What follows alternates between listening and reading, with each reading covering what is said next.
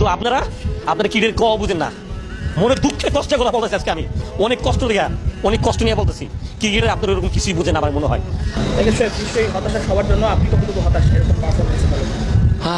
ভাই এই সুযোগ বারবার আইব না ভাই।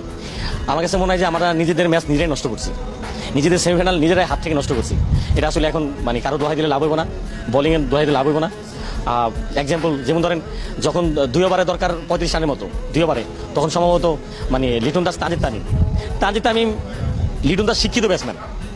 ভাই আমরা হারিয়ে গেলে হারে যাবো, হিট কর ভাই, মার তানজিদ সাকিব সিঙ্গেল নিয়া, তানজিদ সাহেব ব্যাটিং গেছে, ব্যাটিং দিয়া নূরের 3-4টা বল খেয়ে ফেলাইলো, মারতে গেল না, কিচ্ছু করতে গেল না ভাই। মারলো একটা মনে হয় সান্ত্বনা দিয়েছে, মারতে গেছে ভাই।